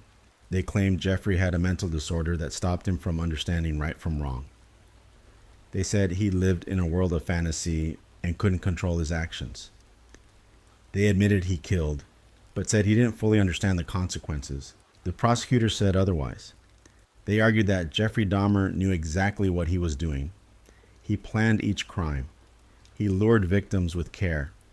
He took steps to avoid being caught. He used chemicals, tools, and lies. He cleaned his apartment. He locked his doors. He kept body parts because he wanted to, not because he was confused. They said, he wasn't insane, he was evil. Over the next 2 weeks, both sides presented their arguments. Doctors gave their opinions. Psychologists spoke about his state of mind. Experts analyzed his behavior. Jeffrey sat still through it all. He didn't react when the photos were shown. He didn't cry when victims' names were read. He didn't speak when the families gave their statements. He just listened. On February 15, 1992, the jury reached a verdict. They found him guilty on all 15 counts of murder. They rejected the insanity defense. He was sentenced to 15 life sentences, one for each victim. That meant he would never leave prison. The court added another 70 years for other charges. There was no death penalty. Wisconsin had abolished it in 1853. Jeffrey would live the rest of his life behind bars. He said he accepted the punishment. He even said he was glad it was over. After the trial, the families of his victims gave final statements. Some cried, some shouted, some stood in silence. One woman, whose brother had been killed, looked directly at Jeffrey and screamed in rage. The courtroom shook with emotion, but Jeffrey didn't respond. He kept his head down. When asked if he had anything to say to the families, he gave a short statement. I know I hurt many people. I take full responsibility. I'm sorry. He showed no tears. He never asked for forgiveness. And with that, the trial ended. The man who had once smiled at his neighbors and waved from the hallway was now locked away forever. The case was over. But the story wasn't finished. After the trial ended in February 1992, Jeffrey Dahmer was moved to the Columbia Correctional Institution in Portage, Wisconsin. He had been sentenced to 15 life terms, over 900 years in prison. From the moment he arrived, he was watched closely. The prison staff knew who he was. Everyone knew. At first, they placed him in solitary confinement. He was kept alone in a small cell, away from the other inmates. The officials believed it was safer this way. Some prisoners had already made threats. People wanted him dead. He stayed in isolation for about a year. During that time, he didn't cause problems. He followed the rules. He ate his meals. He read the Bible. He even started talking to a prison minister. Some said he had become religious. He said he wanted to change. He said he had been baptized in the prison whirlpool. But not everyone believed him. Later, he was moved out of solitary and into the general prison population. The decision was made because Jeffrey had asked for it. He said he didn't want to be alone anymore. He was ready to be around others again. He said, if someone wants to get me, they'll get me. He was given small jobs around the prison. One of those jobs was cleaning the staff bathrooms with 2 other inmates. November 28, 1994. It was a normal morning. Jeffrey was assigned to clean the gym bathrooms along with 2 other men. One of them was named Christopher Scarver. He was also serving a life sentence. Normally, a guard would watch them while they cleaned, but on this day, for a short moment, they were left alone. Something happened. A few minutes later, Jeffrey Dahmer was found lying on the floor. He had been hit in the head and face with a 20-inch metal bar. His skull was crushed. His face was badly injured. It looked like he had also been slammed into a wall. He was still breathing when they found him, but barely. He was rushed to the hospital. 1 hour later, Jeffrey Dahmer was pronounced dead. He was 34 years old. The man who killed him, Christopher Scarver, later said that he had been told by God to do it. He also said that Jeffrey had joked about his crimes in prison, that he had no remorse, that he laughed about it. That made him angry. Scarver also attacked the 3rd inmate assigned to clean with them that day. Both men died from their injuries. No guard was around when it happened. Some believed it was a setup. Some said it was just a moment that went wrong. No full explanation was ever given, but the result was clear. Jeffrey Dahmer, the man who had taken 17 lives, was gone. Just like that, news of his death spread quickly. Some people were shocked, some were relieved, others were angry that he didn't spend more time suffering.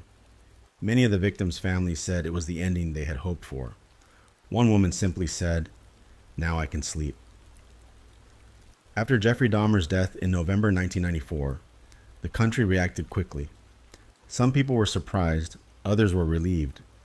The news appeared on every major channel. Papers across the country printed the story in bold headlines. Photos of Dahmer's face filled the front pages one last time. For many, the name Jeffrey Dahmer had come to represent something beyond murder. It stood for fear, for silence, for evil hiding in plain sight. Now, that name was over. His father, Lionel Dahmer, was still alive. He had stood by his son during the trial. He had visited him in prison. He had spoken to reporters trying to explain what went wrong. He once said he didn't know how it all happened, but he still felt like a father. After Jeffrey's death, Lionel published a book. He called it A Father's Story. In it, he talked about Jeffrey's childhood, their family life, and the pain of discovering what his son had done. Some people praised the book, others criticized it. He donated most of the money to victims' families. Jeffrey's mother, Joyce, was also still alive at the time. She had struggled with mental health for years. She had moved to California. After Jeffrey was arrested, she often said she felt guilt, but also believed that her son had been sick, not evil. She died in the year 2000 from cancer. Jeffrey had one younger brother, David Dahmer. He was born in 1966 and had nothing to do with the crimes. After the arrest, David disappeared from public life. He changed his last name, his identity, and never spoke to the press. He wanted nothing to do with his brother's story, and to this day, he has stayed out of sight. There was no funeral for Jeffrey Dahmer. His body was cremated, his ashes were divided between his parents. There is no grave, no memorial. His belongings from the apartment, furniture, tools, the barrel, were destroyed in 1996. The site of the apartment building on North 25th Street was also torn down. Nothing remains there now, just a quiet lot and a memory no one speaks of. For the victims' families, healing took time. Many of them spent years going through the pain again and again, through court dates, media coverage, and public reactions. Some gave interviews, some stayed silent, some started support groups for people who had lost loved ones to violent crime. But none of them forgot. Their sons, brothers, and friends were more than victims. They had names, dreams, lives that were stolen. And even after Dahmer's death, the families had to live with what he left behind. People still talk about Jeffrey Dahmer. Books are written, documentaries are made, interviews resurface. Some visit the city to see the places connected to his story. Some try to understand. Some are just curious. But for those who were closest to the case, for the people who lived it, there is nothing to study, only loss. And now the story is over.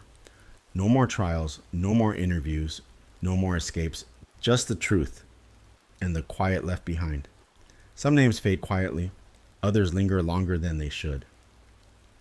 Jeffrey Dahmer's story reminds us how much can hide in plain sight and how darkness often wears a quiet face. But that chapter is now closed. If this story held your attention, please take a moment to like, subscribe, and share. It helps more than you know, and it brings these stories to those who might need to hear them. Now, let's move on to another story. Story 3. The story of a shy man in search of love, and this happened. In the year 1994, Mark Van Beer had everything he thought a man could ask for. He was 31 years old, living in Belgium and working as an accountant, a good one. He had earned promotions at his firm, built strong relationships with clients, and even managed to buy a beautiful home all on his own. His life was stable. His work was respected. He came from a big, close-knit family that loved him deeply. But even with all of that, something felt missing. Mark wanted something more. He wanted someone to come home to, someone to share dinners with, to build a life with, to start a family with. He wanted love. But love wasn't easy for Mark. He was shy, especially around women. Dating felt awkward.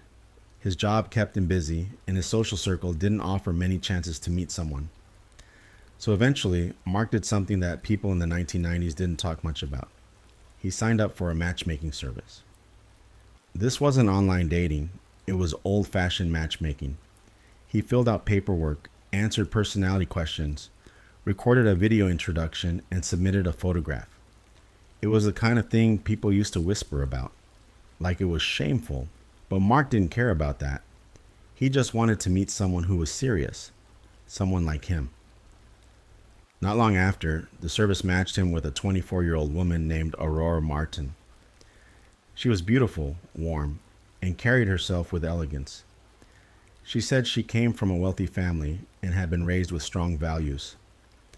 Both her parents had passed away, but she and her siblings had inherited a large estate. She used that wealth to go to a respected university, Université de Liège, and later pursued her dream of becoming an actress. To Mark, Aurora was everything he had hoped to find. Their first meeting went better than he could have imagined. They talked easily, laughed comfortably, and shared dreams about the kind of family they wanted. He felt nervous around her, he always had with women, but with Aurora the nervousness faded quickly. Over the next few months, they grew closer. He was drawn to her charm and confidence. She seemed to adore him, telling him how lucky she felt to have met someone so kind and loyal. For the first time in a long while, Mark felt complete. And so, after only a few months of dating, he proposed. She said yes. Their families began planning a wedding. Both sides were large, which made things stressful. Coordinating details, managing traditions, making sure everyone was included. But Mark didn't mind. He was in love. He was building a life with a woman who made him feel seen, admired, and supported. What he didn't know was that Aurora wasn't who she claimed to be, and what waited for him on the other side of their wedding day would not be a dream come true, but something far more sinister. Mark and Aurora set a date for their wedding, May of 1995. It was only 6 months after the proposal, but neither of them wanted to wait. Mark was almost 32. He wanted to start a family while he still had time. And Aurora, she seemed just as eager. Planning the wedding wasn't easy. With 2 big families and lots of expectations, things got overwhelming quickly. But Mark stayed focused. He felt lucky. He was marrying a woman who was beautiful, intelligent, and cultured. She had gone to a prestigious university, had a taste for the arts, and came from a world that felt glamorous compared to his own. Even Mark's parents adored her. They felt sorry that she had lost her own parents so young. They took her in as one of their own. To them, she was more than a daughter-in-law. She was family. The wedding was beautiful. It was everything Mark had hoped for. After the ceremony, the newlyweds set off for their honeymoon. They had been planning the trip just as long as they had been planning the wedding. Their destination, Corsica, a stunning Mediterranean island just southeast of mainland France. The island was known for its dramatic coastline, quiet villages, and romantic views. It was the perfect place for a peaceful honeymoon. Corsica wasn't just beautiful, it had a rich history. A former territory of the Republic of Genoa, the island had been handed over to France in 1755 after a rebellion. It was also the birthplace of Napoleon Bonaparte. These little details made the island feel more magical to Mark, who loved learning new things. But he didn't say much about that. This trip wasn't about history. It was about the future he was building.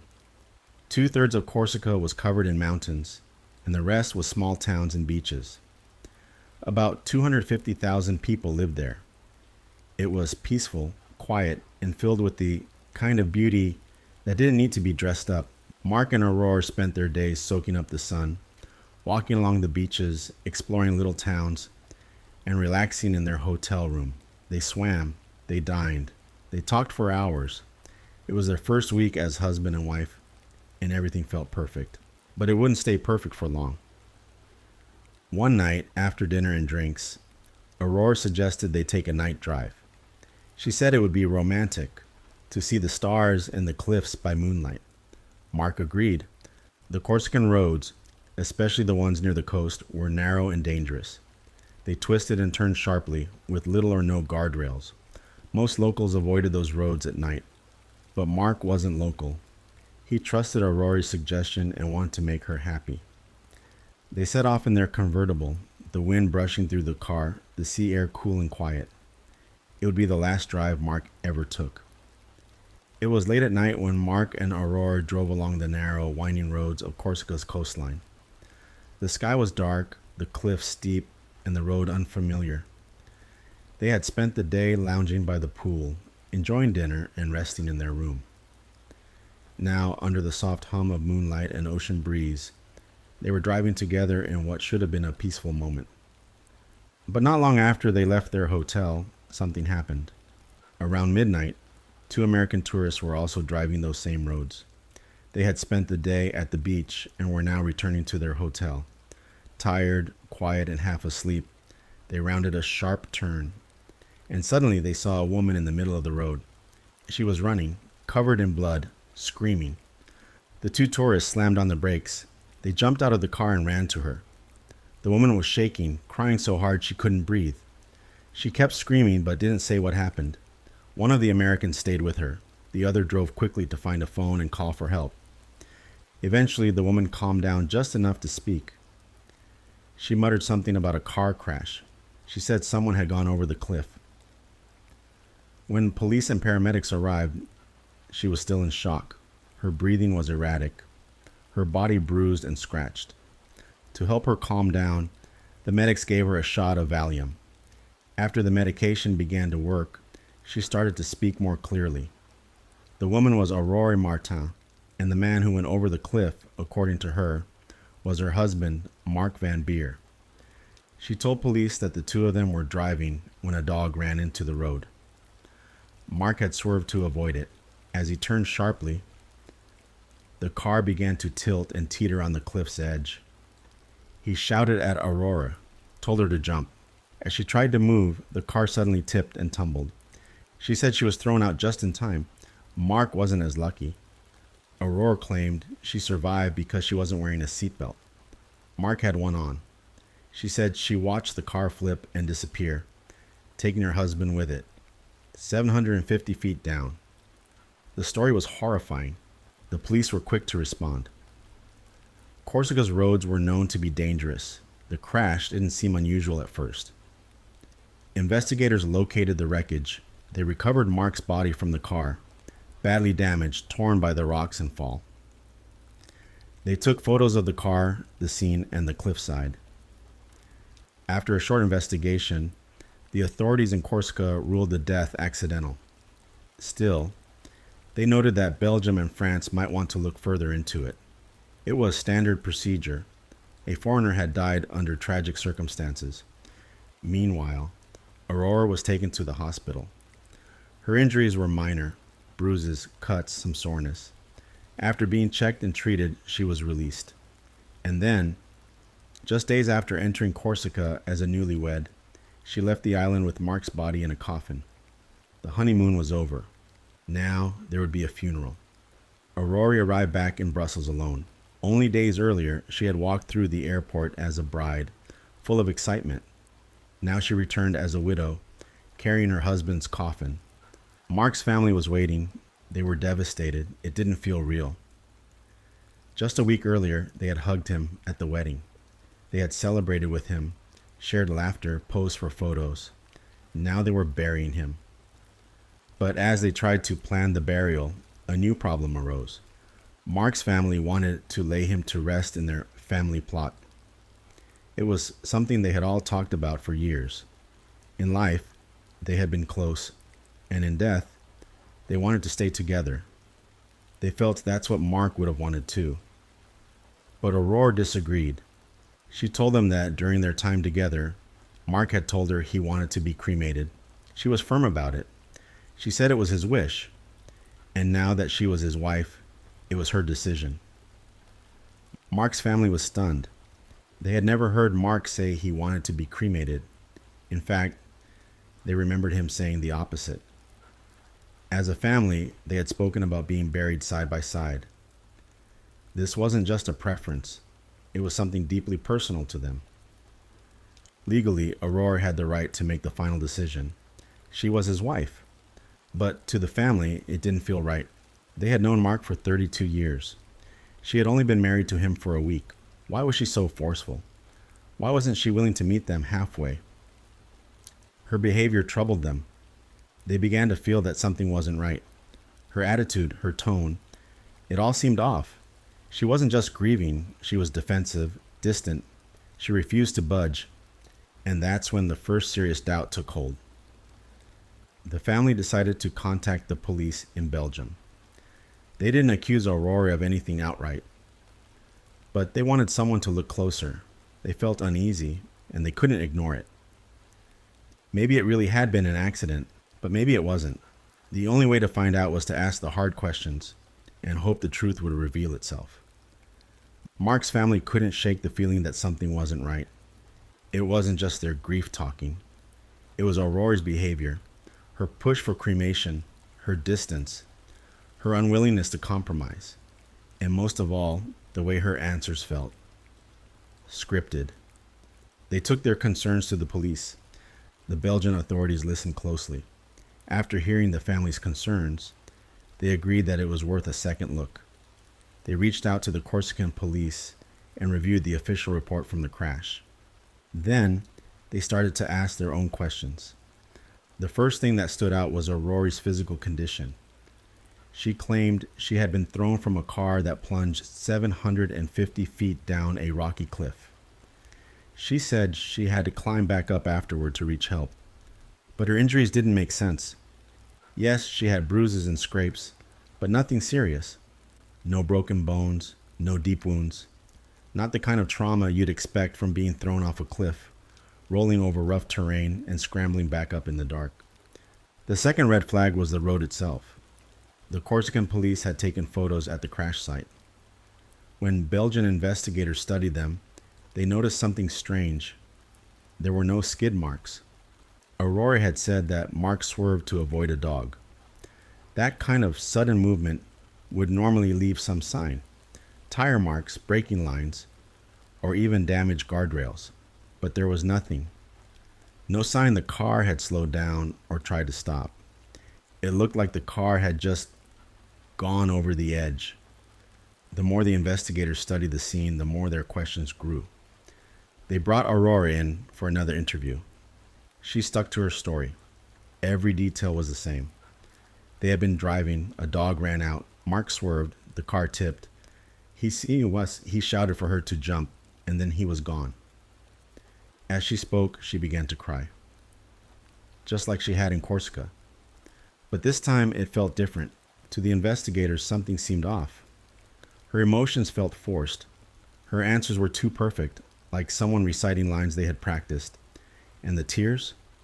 They came at convenient moments, never too early, never too late. She was performing, and it made sense. Aurora had claimed to be an actress. After the interview, the detectives walked out of her apartment with a feeling in their gut. She was hiding something. Maybe not everything, but something. And then, just when the trail started to go cold, someone from Mark's life walked into the police station with a piece of information that would change everything. It had been weeks since Mark's funeral, and the investigation into his death was quiet. Belgian authorities still had suspicions, but there was no proof of anything criminal. Aurora remained calm and stayed out of the spotlight. Then something unexpected happened. One afternoon, Mark's uncle was sitting in a doctor's office waiting for his appointment. As he waited, he picked up a magazine. Flipping through the pages without much interest, he came across a story, one that stopped him cold. It was about a man named Peter Schmidt.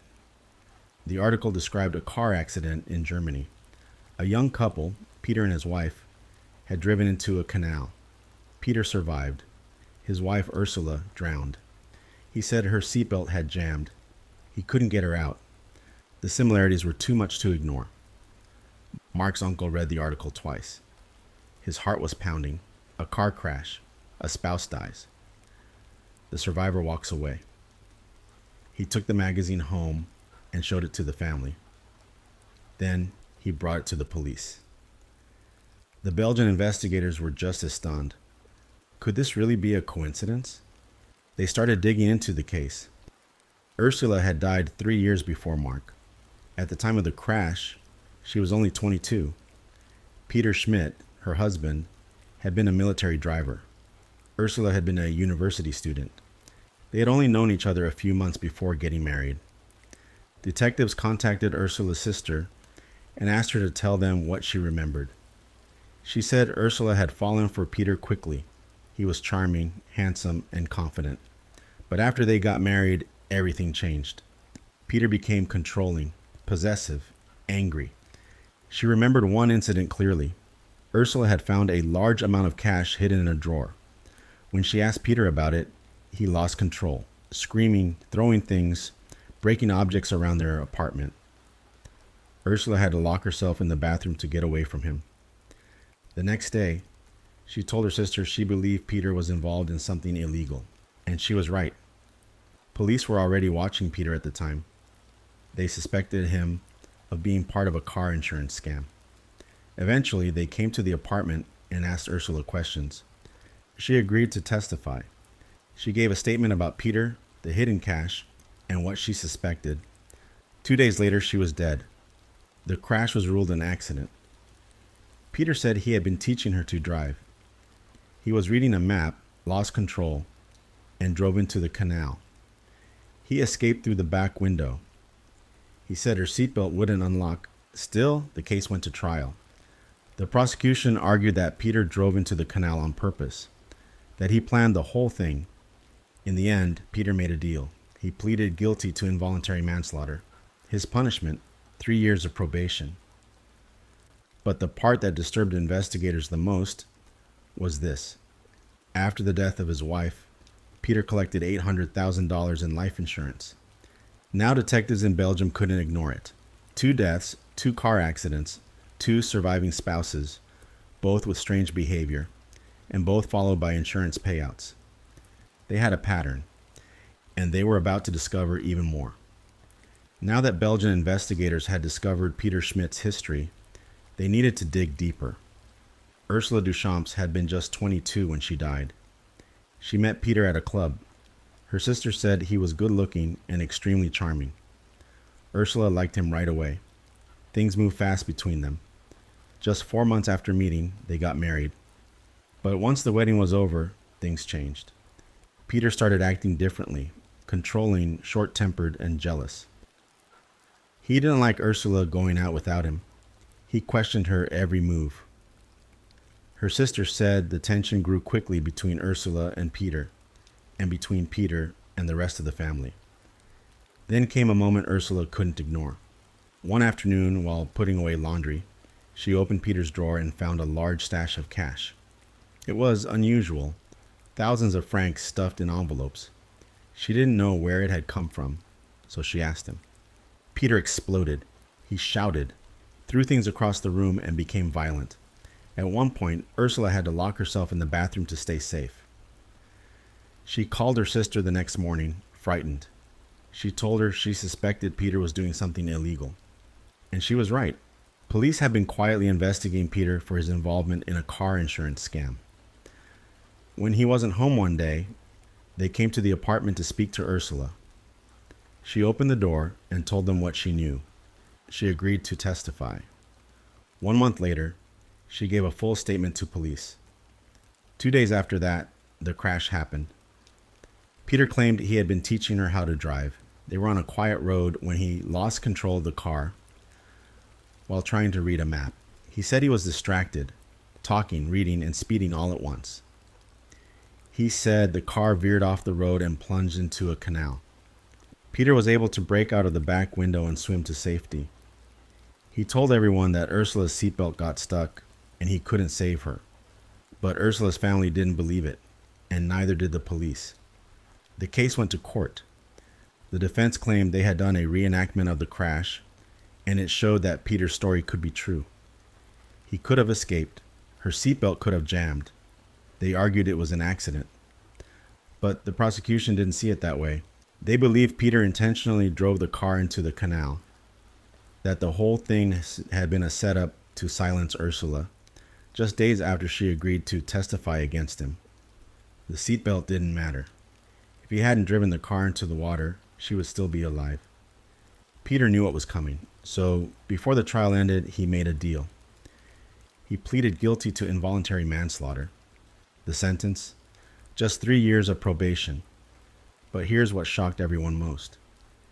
Even after pleading guilty, Peter still collected the $800,000 life insurance policy on Ursula.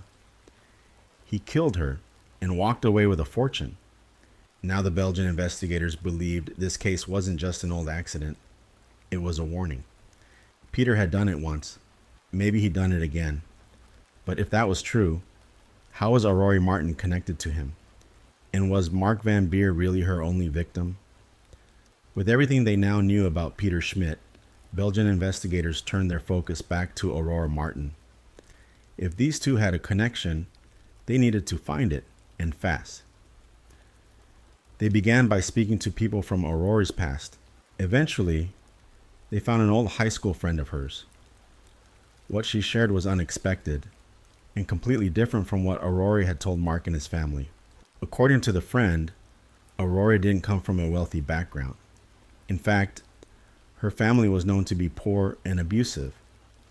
There was no fancy inheritance, no elegant home, no university degree. Everything she had claimed was a lie. The woman said she and Aurora used to party together in their teens. They drank, used drugs, and eventually dropped out of school. Aurora never attended any university. She never studied acting. Instead, after leaving school, she had worked as an escort. They eventually lost touch, so the friend didn't know if Aurora ever left that lifestyle. But one thing was clear. She had completely reinvented herself. To Mark, she had pretended to be the daughter of a wealthy family, an educated woman with class and ambition. But now, investigators saw something else. A woman willing to lie about everything to get what she wanted. And they were about to discover more. The detectives placed a formal request to check for any life insurance policies filed in Mark Van Beer's name. They suspected Aurora might have had a financial motive. If Peter had collected insurance after Ursula's death, maybe Aurora had done the same. A few days later, the confirmation arrived, and it was worse than they expected. Aurora Martin had taken out 7 life insurance policies on Mark. 7. Each policy had been signed. Most were small or standard, but one of them stood out. Policy number 7. This last policy included a special clause. If Mark died in an accident, the payout would double. Not only that, the signature on that 7th policy didn't match Mark's handwriting on the others. It looked forged. The other 6 policies appeared legitimate, signed by both of them. But this one seemed different. Suspicious terms, a suspicious signature, a suspicious motive. Aurora had claimed Mark wanted to be cremated. Aurora had insisted she was heartbroken. Aurora had kept repeating her story about the dog in the road. But now she had 7 reasons to lie, and they all added up to money. Investigators now believe Mark's death wasn't just suspicious.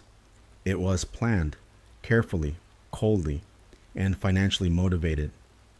But one question still hung in the air. Was Aurora working alone or with someone else? There was one man who had done this before, and soon they would discover exactly how close Aurora and Peter Schmidt really were. Now that police had evidence of the forged insurance policy and confirmation of Aurora's lies, the case had taken a serious turn. But one thing was still missing: proof that Mark was murdered. Without that, everything they had was suspicious, but not enough to arrest her. So investigators went to the Van Beer family. They explained what they had found: the forged document, the secret policies, and Aurora's completely false background. Then they made a request that was painful but necessary. They asked for permission to exhume Mark's body. The family didn't hesitate. They were heartbroken, but they were also relieved. This was exactly why they had refused cremation. Something had felt off from the beginning. and now they were grateful they had trusted their instincts. Mark had been buried for over a year, but when the body was examined, the truth came out. The medical examiner discovered that while Mark had injuries from the car crash, those injuries had almost no internal bleeding, no swelling, and very little bruising. That meant something very important. When the car crashed, Mark was already dead. His heart hadn't been beating. His body wasn't circulating blood. Those wounds came after death. But there was one injury that told the real story. A severe head wound, one with heavy bleeding, swelling, and bruising. The kind of wound caused by a hard, blunt object like a baseball bat. The official report was clear. Mark had been beaten to death. The head injury had killed him. The crash happened after. This was no longer a question. This was murder. And now, police knew for certain. Aurora hadn't done it alone. She was small, not physically strong. She couldn't have lifted Mark's body, staged a crash, and pushed a car off a cliff without help. Someone had been with her in Corsica. Someone had helped her carry out the plan. And now, that someone was their next target. His name was Peter Schmidt. The man who had walked away from one wife's death might have helped create another. Now that the autopsy confirmed Mark Van Beer had been murdered, investigators focused on the one person they believed helped Aurora carry it out, Peter Schmidt. They had a theory, but they needed proof. Was Peter really working with Aurora? Had the two of them planned this together? At first it was just a suspicion, but then, after digging into both of their pasts, investigators found a small but powerful connection. Peter Schmidt and Aurora Martin had taken a rock climbing class together, about a year before Mark's death. That was enough to prove they had met. Then came more. They had both attended a casting call shortly after that, one for aspiring actors. Peter, like Aurora, had once posed as someone he wasn't. Now it looked like they had reconnected through the lies. Investigators believed this was where it began, the murder plan, the money, the trap. But when they went to arrest Aurora, she was gone. A new tenant answered the door at her apartment. She said she had been living there for only a week. The woman before her, Aurora, had left in a hurry and didn't leave a forwarding address. She had vanished, and so had Peter Schmidt. Now, both suspects were on the run. The police sent out bulletins. Interpol was contacted. So was the FBI. The media picked up the story and gave the couple a name that would follow them forever. The Diabolical Lovers. 2 people, 2 deaths, 2 massive insurance payouts. And now, 2 fugitives. The case caught fire. Everyone wanted to know where they had gone. Tips came in from across Europe and the US, but most of them led nowhere. Then in October of 1997, a new tip came to the FBI. Someone had seen the couple in Miami. U.S. Marshals were sent to Florida. They asked around, questioned people, showed photos. And almost immediately, they started getting answers. Yes, people remembered them. Peter and Aurora weren't hiding quietly. They were living loudly. They drove nice cars, spent cash freely, attended parties. They were part of the South Beach nightlife, blending in with tourists and sunseekers, but their accents made them stand out. Locals remembered them well. Peter had been selling cars and yachts. He didn't leave paper trails. Everything was paid for in cash. No bank accounts, no contracts, just fast deals and clean escapes. The FBI knew that if they wanted to catch him, they'd have to be patient and smart. So they focused on one weakness: boats. Peter and Aurora had bought a yacht, a flashy one. And boats, unlike people, need to dock. They need maintenance, refueling, registration, a place to rest. Agents started visiting marinas along the Miami coast. They asked questions, waited, and watched. Then came a breakthrough. One marina owner recognized the couple. He said they had been there a few times. He even knew the name of their yacht, Two Life. A disturbing name, considering how 2 lives had been lost to make it possible. The man said the couple had a condo on Collins Avenue, a well-known strip in Miami. The FBI rushed to the address. But when they got there, the apartment was empty. Once again, Peter and Aurora had vanished. Even though Peter and Aurora had disappeared again, the FBI wasn't done. They learned that after leaving Miami, the couple had traveled to Bimini, a small island in the Bahamas. There, they stayed for about 6 weeks. It was quiet, tropical, and far away from anyone chasing them, but paradise didn't last. They were burning through money quickly, so eventually they had to return to Miami. They needed to sell off assets to raise more cash, especially the yacht. When the FBI heard they were back, they moved fast. They checked every marina again, talked to contacts, and staked out the places they had visited before. They were watching for the yacht to life. If the couple returned to sell it, that might be their only chance. And then it happened. One morning, the yacht pulled into the dock. The FBI agents moved in quickly.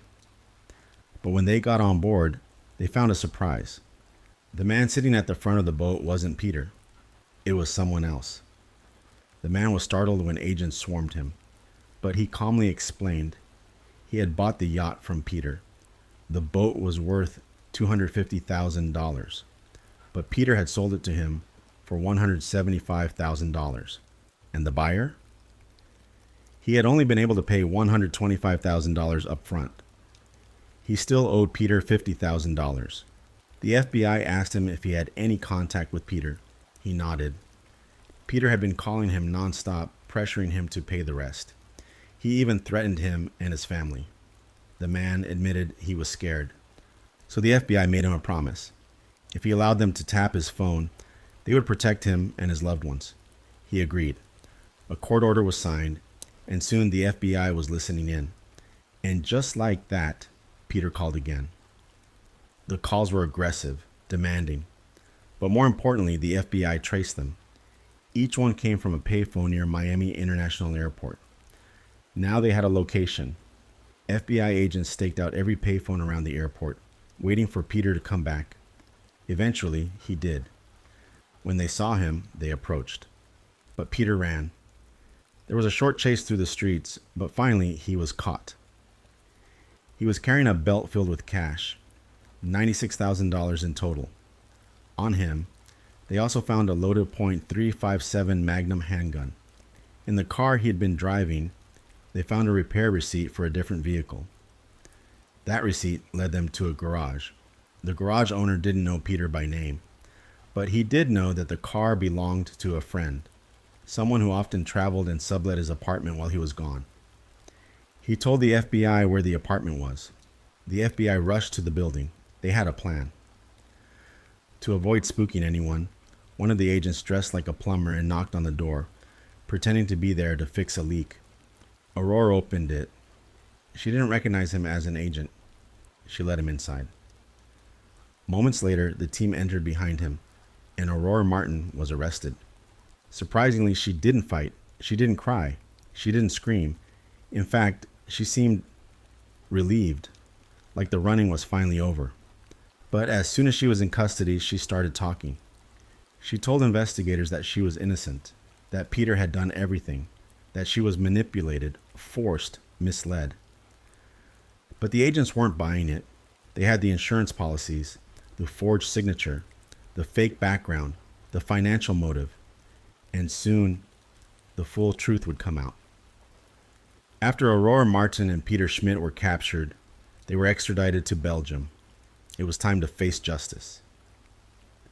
The trial didn't begin right away. In fact, it took 3 years for prosecutors to build the full case. The story was complicated, built on deception, insurance fraud, murder, and escape. Every document had to be verified. Every lie had to be exposed. But in 2002, the courtroom was finally ready. The prosecutors laid everything out. Aurora had met Peter at a rock climbing class. They reconnected during a casting call. He told her how he had collected $800,000 from his first wife's death. She became obsessed with the idea of easy money. Together, they made a plan. Aurora joined a matchmaking agency and began searching for someone rich, lonely, and trusting. That's how she found Mark Van Beer, a kind man looking for love, not knowing he was being targeted. She faked the relationship for over a year. She lied to Mark. She lied to his family. She even convinced her own relatives to play along at the wedding. They only met Mark's family once, on the wedding day. Then came the honeymoon. Peter followed them to Corsica. On the night of the murder, Aurora pretended to be sick during the drive. She told Mark to pull over. When he did, Peter attacked him from behind, using a baseball bat. After Mark was dead, they scratched and bruised Aurora just enough to make it look real. Then they pushed the car off the cliff with Mark's body inside. The plan worked, until it didn't. The court heard all of it, every policy, every fake signature, every recorded lie. After a short deliberation, the jury found them both guilty of murder. But then came a twist no one expected. The sentence. Peter Schmidt was given 20 years in prison. Aurora Martin was given 15 years. And even that didn't last. Aurora was released after just 5 years. Peter was released after just 6 years. By the time they were out, both were only 33 years old. But the most disturbing part? They got back together. Two people who had lied, manipulated, and murdered walked free, together, as a couple. To this day, no one knows where they are. They disappeared into the world, changed names, changed identities, and vanished. And for Mark's family, there was no real justice, only memories, only silence, only the knowledge that their son had been targeted for love and taken for money. Some stories remind us that evil doesn't always show its face in shadows. Sometimes it smiles. Sometimes it wears a white dress and says, "I do." Thank you for listening to tonight's story. If you'd like to hear more true crime cases just like this, carefully told and easy to follow, please like, subscribe, and share this channel. We post new stories every day. I'll be here. When you're ready for the next one, sleep well.